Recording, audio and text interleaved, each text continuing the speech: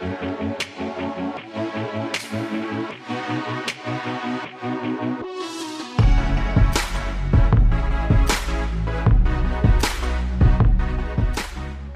we're live. Welcome to the RG DFS Tournament Takes podcast, presented by Yahoo, Week 8 edition.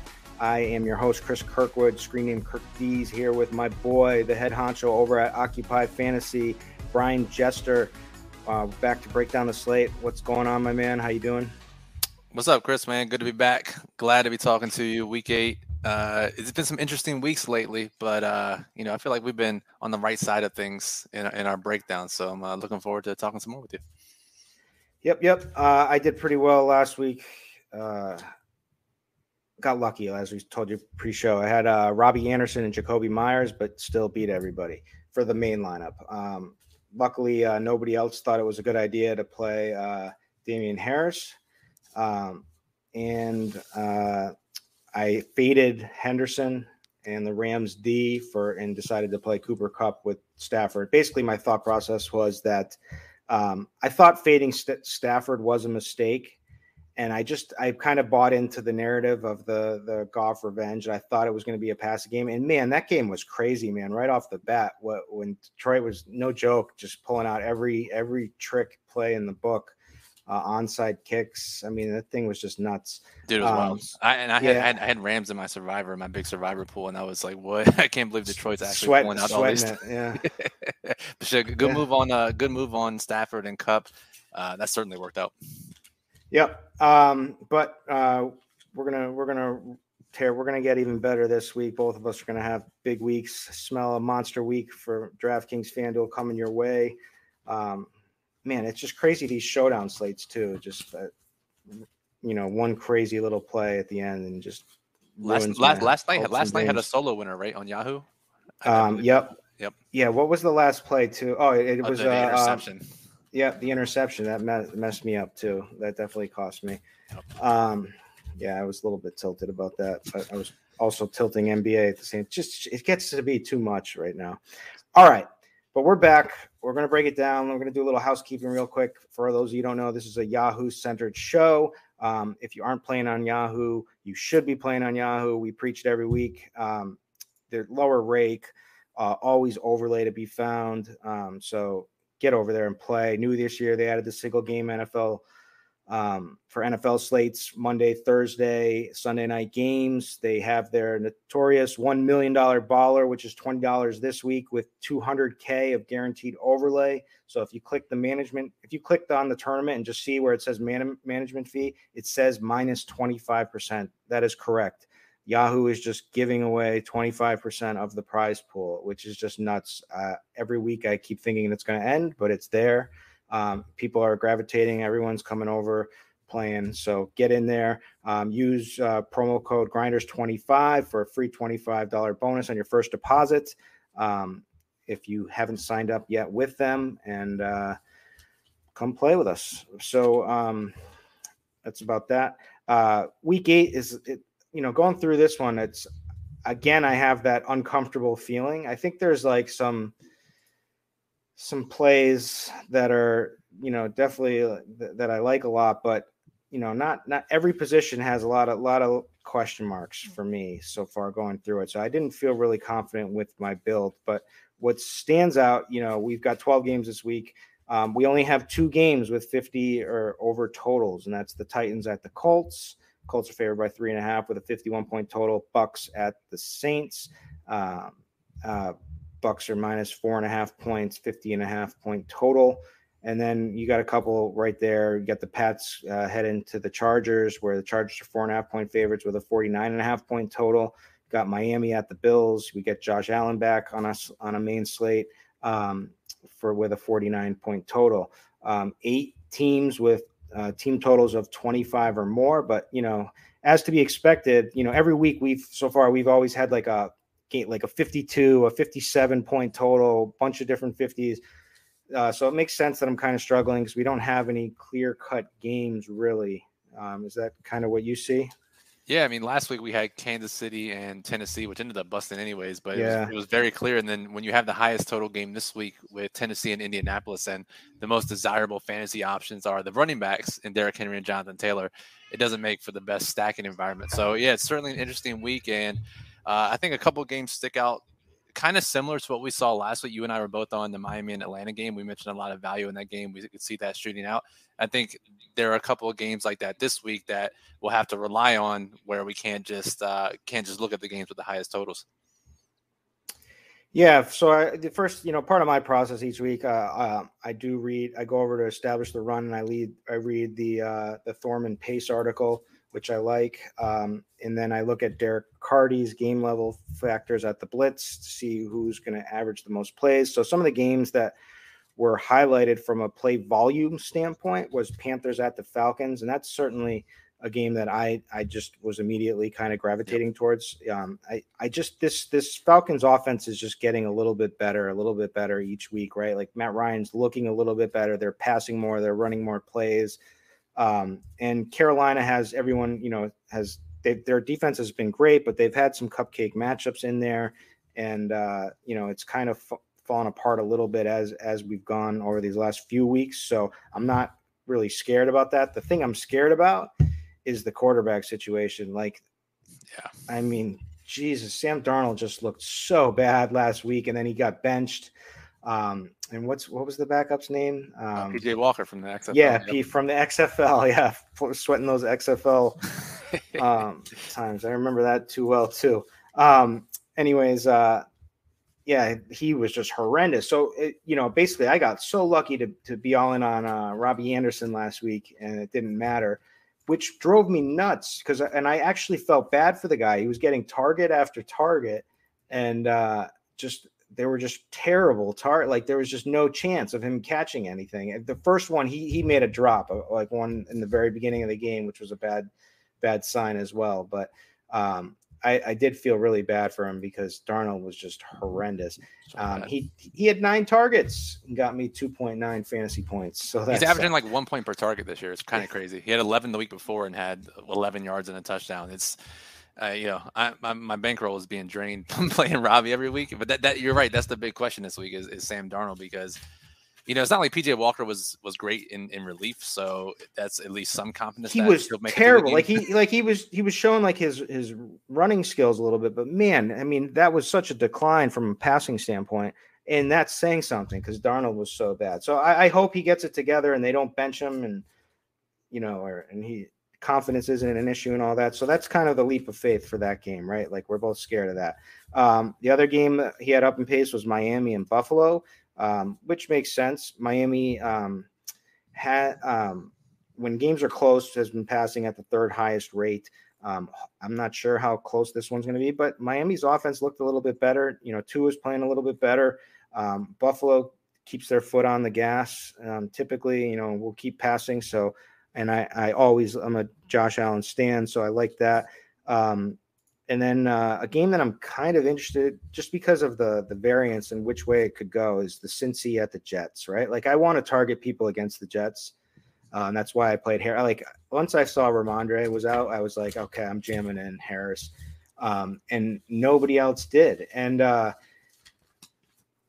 it didn't, he didn't get the total usage that I wanted. Like I said, he should have scored 40 fantasy points, and they just kept playing Bolden. But however, I mean, Joe Mixon is certainly a guy that could run that scenario again this week, but the Bengals passing game is picking up the pace here. They're starting to let Burrow throw more and more and more. They're not really, they were kind of easing him in. And I think he's kind of up to full speed now. And man, Jamar Chase just looks amazing. So that game could go either way. So I want to play that game. And there's definitely 2 ways to play it, with Joe Mixon or the passing side. So that's a game that I'm interested in. All right. So what we do, top values at the quarterback, running back, wide receiver, tight end positions. We're going to give you our top value plays and our main preferred plays, and go from there, and some stacks along the way. Sorry, I didn't mean to cut you off or talk too much, which I typically always do. But any other games that stand out to you, kind of? No, the Atlanta Carolina game was the one I had circled, and that was the one game I think that was very similar to Atlanta Miami last week. You know, the common denominator being Atlanta, and like you said, Atlanta's playing better on offense, and their defense is especially vulnerable through the air, which is what we like from a stacking environment. So yeah, I'm a big fan of that game, and I think it provides some cheaper options. And as you'll see when we get to the wide receiver section, one receiver in particular is extremely underpriced. Yep, and plus we're in the dome. You got to like dome, especially as the winter is coming in full effect over here. That's the wind, and it's getting cold here in New England, and the wind is just going crazy. So weather is starting to be an issue now. But all right. I started off. We're both on the same page. Obviously, which we have been quite a lot. But my first top value play written down was Matt Ryan. Ding, ding, ding. I'm sure you got him there too. He's $24. He's throwing down the field more. He's averaging 300 and plus yards and just about 2.5 TDs over his last 5 games. He's Pro Football Focus's #1 passing grade over the last 3 weeks. So he's definitely trending up. He doesn't bring you any rushing upside, which we typically like. So there is opportunity cost for, looking at him versus a guy like Josh Allen.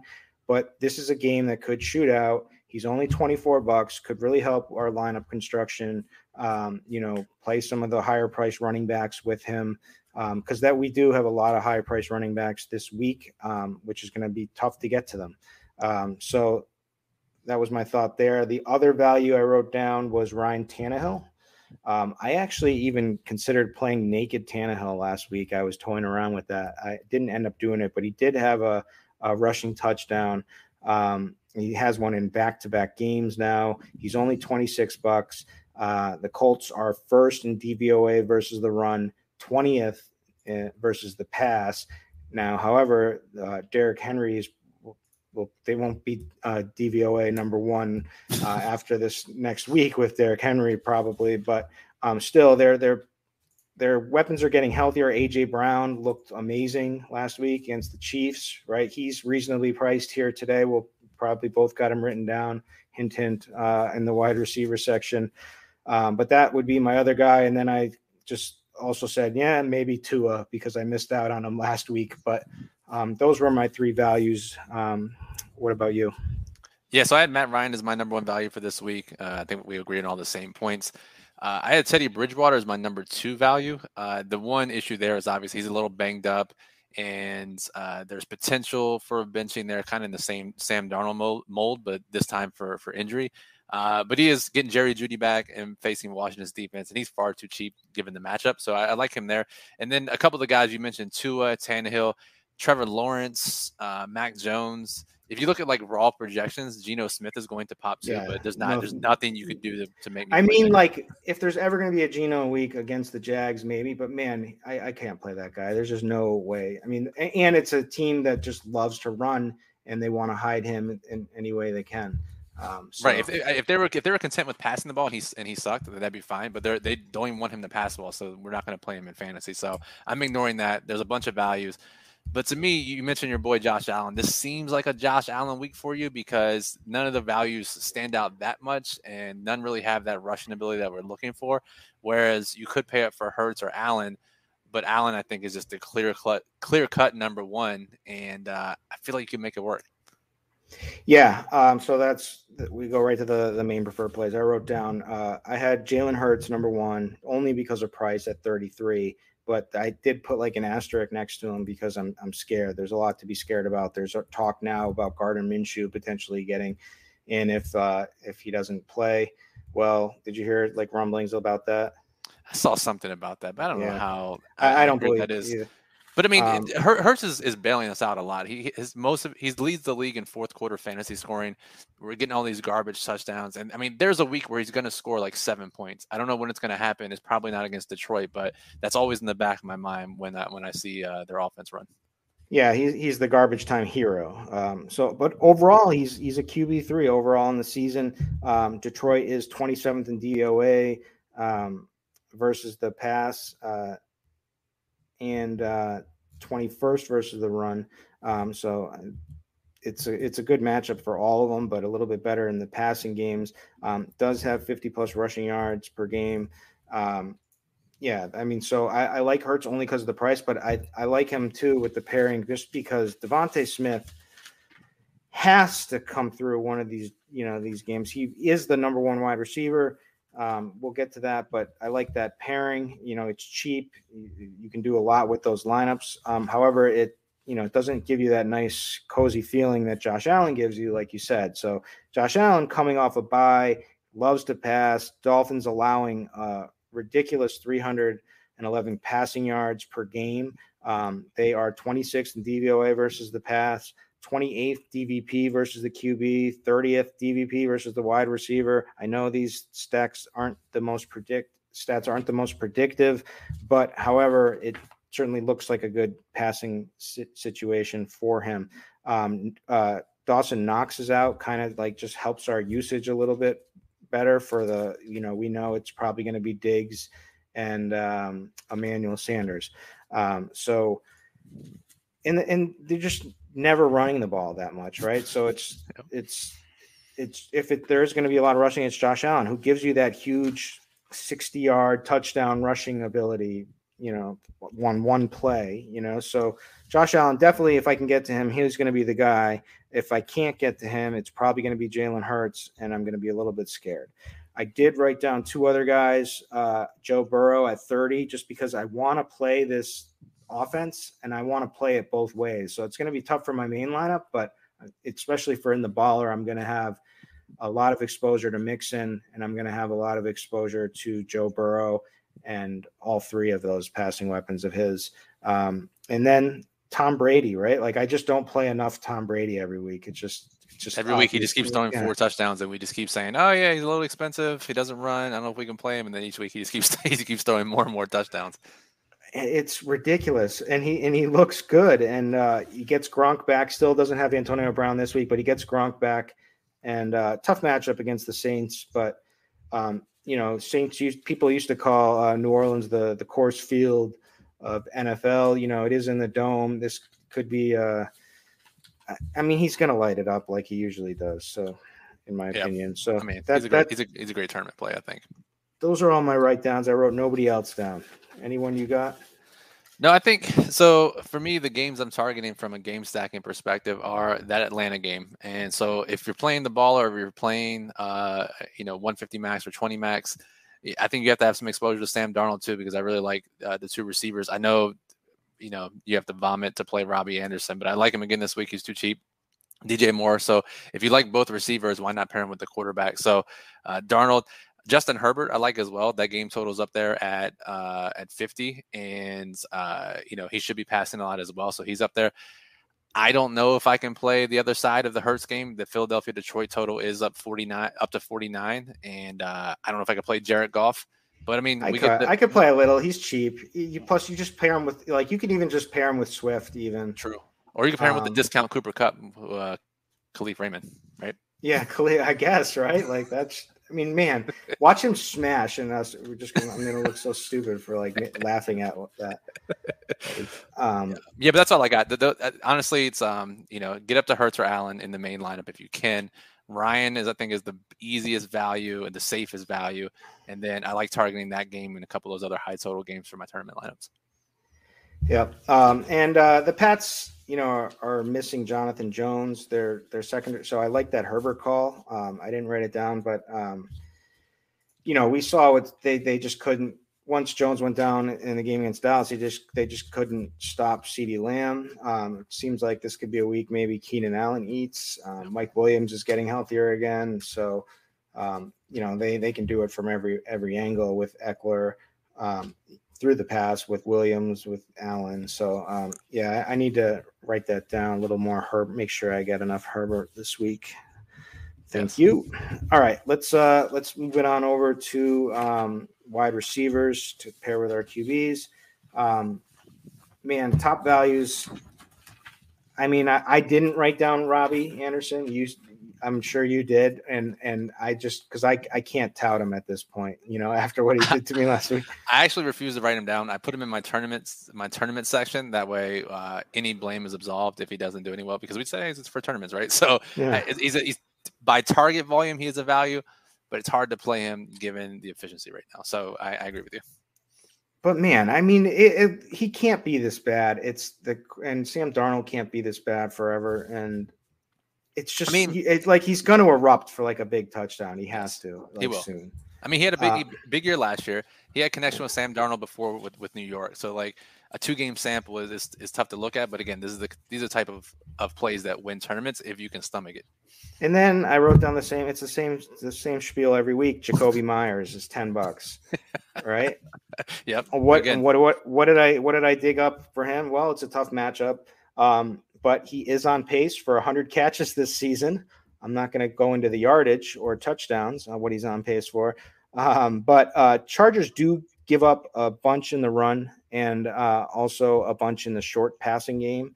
And that's kind of right up his alley. So, man, I get so mad anytime that as a Pats fan, I watch all the New England games, but I get so mad that anytime that they target Nelson Aguilar, like just leave him alone. Although he got the touchdown off of the crazy Kendrick Bourne threw it last week, which was crazy, the trick plays. But man, just even if just use Jacoby short, and I was mad at the Pats for not getting Jacoby. Like they could have got him a touchdown last week just by choice, because they could have done anything they wanted when they had so many goal line opportunities around the goal line within the 10 that they could have just, they tried once and he got a PI call, but I just get the man a touchdown, and his dad was there filming every like goal line area on his camera. And I felt bad. Get the guy a touchdown and give us something back for playing him every week. Please. Okay. The other two guys I like Devontae Smith just because he's logically pairs. Although I do like Quez too, with the big play guy Watkins. But Hurts hasn't been great, which is shows why it's just there's a lot of variance in playing Devontae Smith. But he is 12th in air yards, 5th in air yards percentage.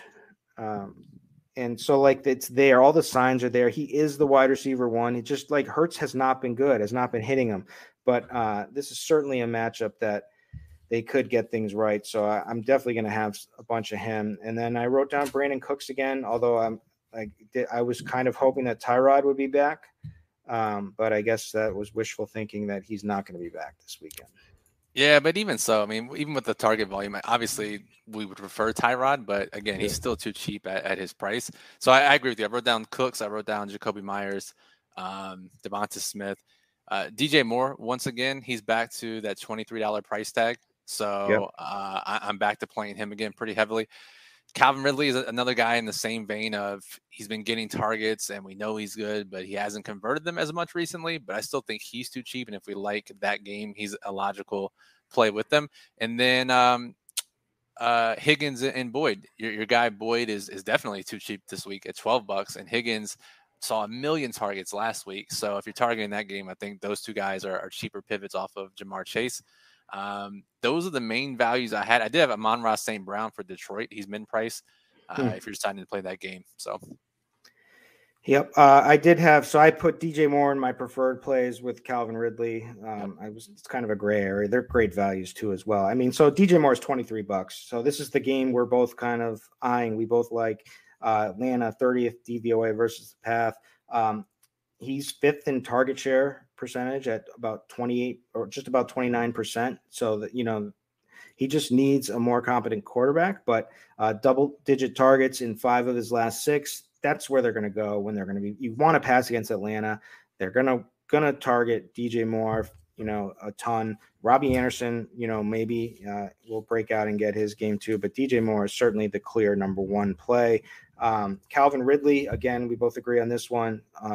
Other side of the game, 27% target share, 8th in the league. A big game is coming. He just hasn't it's been a struggle with him, but the price for the upside, like we know what this guy's capable of. And if they keep lowering this price, eventually he's going to pop, and we're going to get him at a much cheaper price. And it's going to wreck a lot of lineups out there who don't have him. So I'm there with that. AJ Brown, I love.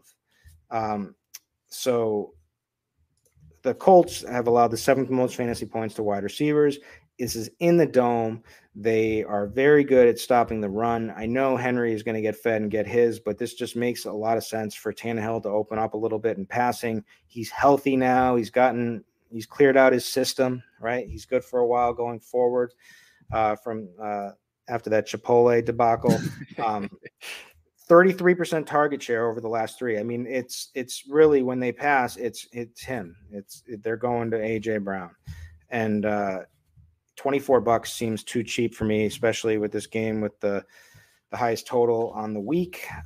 And people like to play Derrick Henry, so obviously most people who are at least smart about their lineups won't be playing Henry and AJ Brown together. So it's kind of one way or the other. And then I wrote down Diggs because you want someone to pair with Josh Allen. And then I wrote down Cooper Kupp because he's the greatest wide receiver that has ever played the game. Man, dude, it's actually mind blowing, right?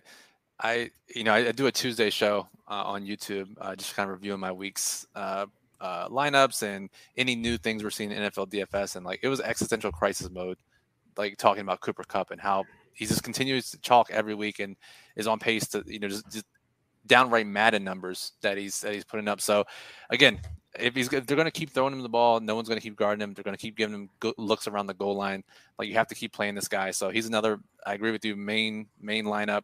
But yeah, the guys I wrote down: DJ Moore, Cooper Kupp, Brandon Cooks, T. Higgins, I still like at that price. Jacoby Myers. So yeah, I think we're all on the same page as far as main plays go. Where it gets interesting is the tournament options. Do you think a lot of people will play Jamar Chase? I mean, they should. Let me. What's his price this week? He's definitely gotten up there compared to what he's been, but he is now he's $31 bucks. Yeah, he's not going to get a ton of play, I don't think. I think he'll be sub 10%, I would bet. I mean, he might catch anywhere from 5 to 10%, I would think.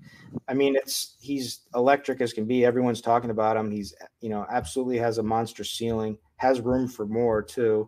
I mean, it's like anytime the guy, I mean, that touchdown he had last week was so sick, like that move that he did. Yeah. And it's the Jets. It's like, this is like a cupcake matchup. So no, I don't think he's going to get enough play, but he probably should. Yeah, so I think he's probably the best tournament option if you factor that in.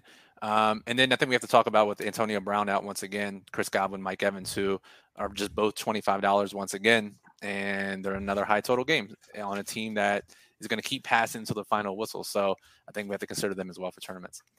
And I'm just going to say that I agree, but I think that I'm going to be fading Cooper Kupp. I think he's getting spit out in optimals probably at the moment. And I think I'm going to make I think he's on along with Henderson too at this point. I'm going to go Henderson this week. This is, I love these running backs against the Texans. I jammed Jonathan Taylor everywhere. I'm going to jam Henderson and hope that he gets the game this week. And just be happy that I didn't play him last week, because I wanted to play him last week, and I just lucked out the way that all that worked out. Digging deeper, I'm not sure how much deeper I'm even going to dig, but I did mention that I do like Keenan Allen in this matchup. The Pats secondary is just not the same anymore. They don't have the capability of fully taking out somebody anymore. And Mike Williams is probably going to be the focus, to be honest with you. So Keenan Allen's price, anytime he gets under $25, for the kind of targets that he can get, he's struggled three weeks in a row, has been disappointing. Although in one of those disappointing games, he did have 11 targets against the Raiders. So, we haven't seen a touchdown since week 3 out of him. And I think you're going to see a touchdown this week. So, anytime I can get any of these stud guys in like the $20 to $23 range, I just fill my lineups with them. Not to mention he's going against their backup slot cornerback, right? With Jonathan Yeah. Jones out, that's exactly what you want to target. You get the price decrease. A guy who gets targets against a backup cornerback. I like that call a lot. Yep. Michael Pittman interesting at all or anything? No. Yeah, I think he'll be relative. I don't know if he'll go popular this week on Yahoo. I think on other sites people will like him, but yeah, $21. He's dominating targets and air yards for this offense in a high total game. So yeah, I can see it as well. But he's right there with a lot of good guys too, right? Like Emmanuel Sanders in a pass heavy game.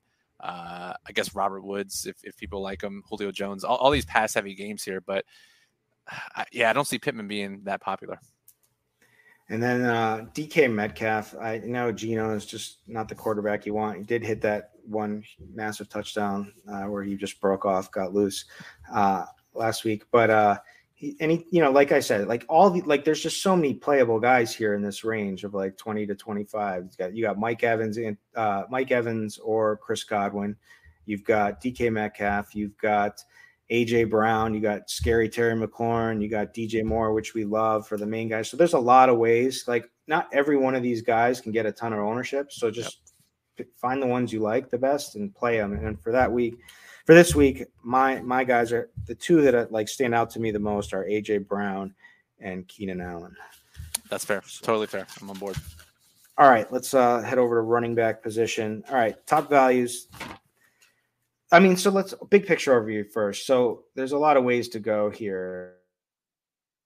And that's why if Derrick Henry is really high, he's $39. He was in the 40s I think he was 41 last week, if I remember correctly, or the week before. But this is a tougher matchup, but he is in the dome. Could certainly go off like he always can. So he's got to be mentioned, got to be in play. Jonathan Taylor is $35. Like a good matchup against the Titans in a game we want to target, but there's also they keep playing Marlon Mack. He's because they're trying to shop him. So and there's also Hines and game script worries, right? Like Tennessee could certainly take the lead in this game, and maybe Jonathan Taylor gets phased out a little bit. I don't think they should, but maybe it happens. And then there's like Kamara, Eckler, the top range. So like those guys are like all kind of like too high price for me, at least for like my main lineup. A guy like I told you that I'm really considering is Joe Mixon at $29, just because it's against the Jets. This could be a game where they just decide to feed him like crazy and massive touchdown equity. He has scored in all of his last 4 games. One of them through the pass, the rest were just rushing touchdowns. I think this could be a really big week for him. All right, the 2 top values I wrote down. We got to talk about Cordero Patterson. He's only $17. It looks like he's become the running back 1. He's outtouched Mike Davis 16-4. He got 73% of the snaps. Mike Davis did, however, get 60% of the snaps. So they are playing these guys together, which is something key. But he's getting all the usage, at least from last week. 5 targets last week. It is a tough matchup, but I want to hear your thoughts with him. Yeah, so what's interesting is we kind of get this cheat code guy who's not only getting goal line looks and red zone looks and backfield carries and looks out of the backfield, but also traditional wide receiver snaps. And the fact that he's doing all this makes him not necessarily matchup proof, but it gives him a lot more ways to hit value or exceed value when he's being used in so many different ways. And I agree that there was a massive bump in usage coming out of the bye week. And the fact that we get him now at just $17 in a game that we want to target. I know Carolina is perceived as a tough defense, but again, he's too cheap for his usage. And whether he's playing receiver or out or in the backfield, like he's going to get his. And the fact that they're designing so many plays for him in and around the red zone just makes it, at the beginning of the year, I was laughing about Cordell Patterson's production, but now I think the usage is actually catching up to his production, and his production's falling back a little bit. So I think we've actually swung the pendulum the other way, and at $17, I love him. Nice. I wrote down a vomit play as well. David Johnson. Yep, $10. You have to. Right. They traded Ingram, and I guess reports are now saying that they want to feature DJ. So can you do it? $10? I don't know. Yeah, and then there's also been reports that Philip Lindsay is going to be the guy too. So it's kind of conflicting reports, but there was that one report where they're going to feature David Johnson. The good thing is that he can catch passes and that they're going to be down in most games, right? Yeah. Swift had 8 catches for 96 yards and a touchdown versus the Rams. They're probably going to be trailing a lot. So for $10, he's worth it. I mean, you can pair him. You can then pair him with like a Derrick Henry with a Jonathan Taylor if that's what you want to do, and just hope he goes off. But let's get to the main preferred plays because I can't stomach anymore David Johnson. Darrell Henderson to me is a lock this week. Last week I was torn just because of the way it worked out because I figured you had to play Stafford and I just didn't want to play Stafford and Henderson. This week I'm totally comfortable just playing. He's going to probably be my highest owned running back. It's easy, right? It's just a game against Houston where he gets all he gets all the snaps, 88% of the snaps in week 7. So you don't really have to worry about Sony Michel. If the game gets out of hand, we probably will see some Sony Michel garbage time, but I'm certainly not worried about Sony Michel. Houston 30th in DVOA versus the run, just giving up massive games to tons of backs, giving up a league high 1,020 rushing yards and 12 rushing TDs, also a league high. So Darrell Henderson, sign him up for me. The second guy that stands out, and then you can tell me some of yours is I'm sure you have him as well though. DeAndre Swift, $22, just looks too cheap.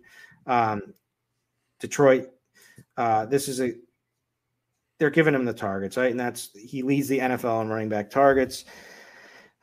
Like this game, want to play it from like many angles I can. Swift is certainly going to be the piece that I look to.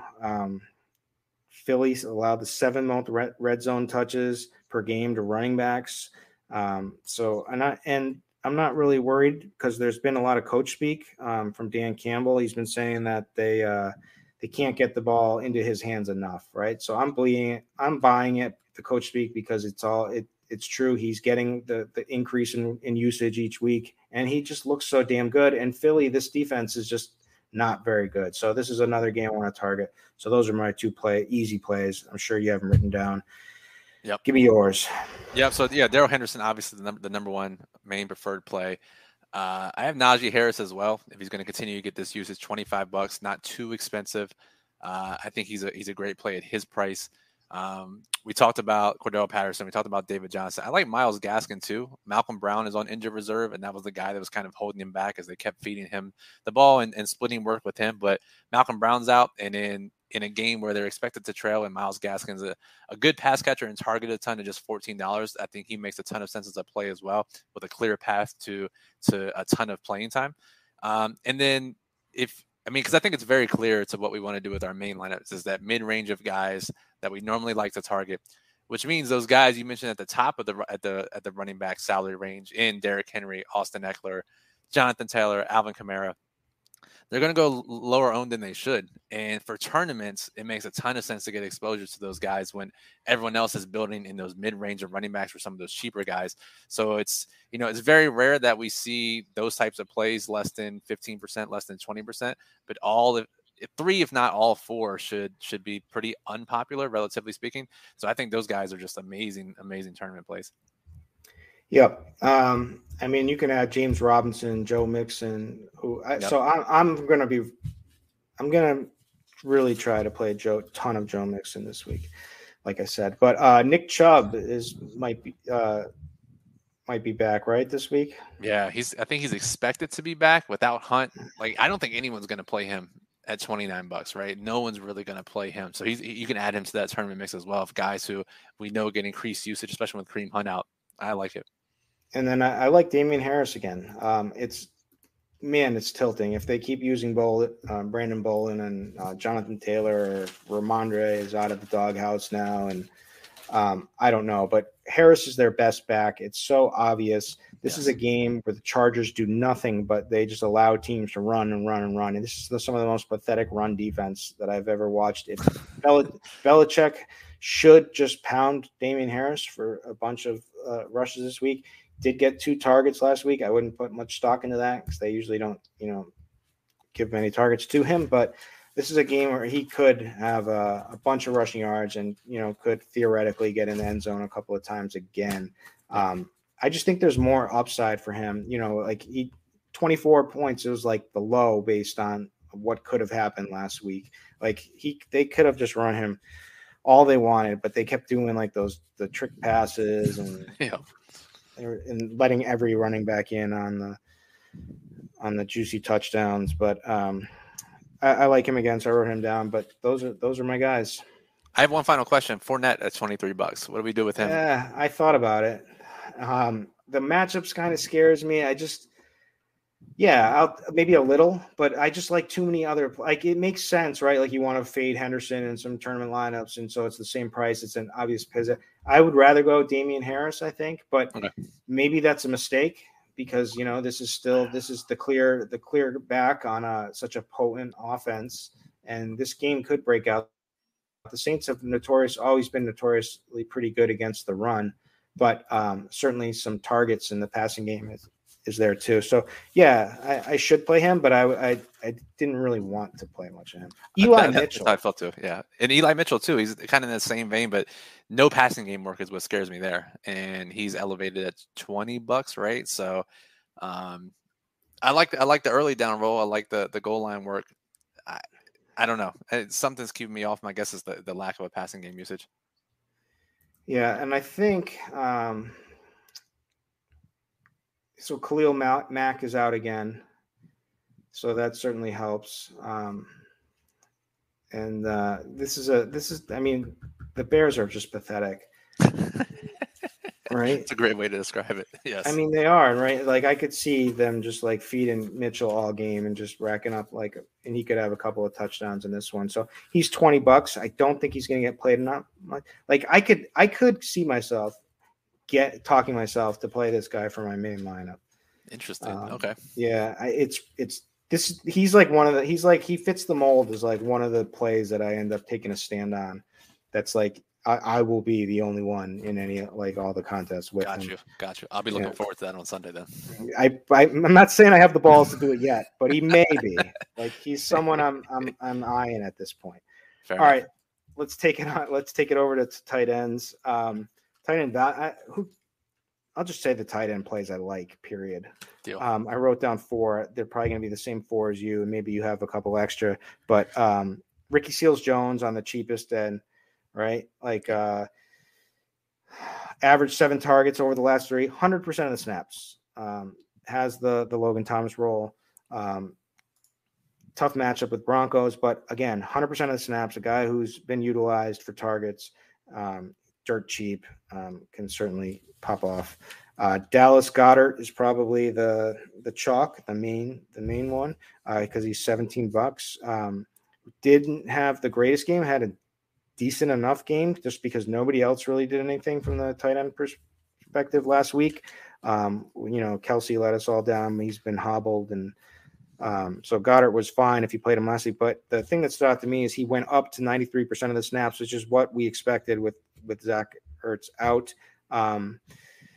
Probably going to be my main play, but the other guys that I'm looking at are Kyle Pitts for 21. The game environment we like, 9 targets over the last 3, back-to-back 100-yard games. He is going to get more touchdowns. I wrote down touchdown regression is definitely coming, as he only has 1, but he's number 4 amongst tight ends in red zone targets, number 3 inside the 10. So look for some touchdowns, and then he's just a smash play. And then maybe TJ Hawkinson if I can get comfortable with his knee and ankle issues.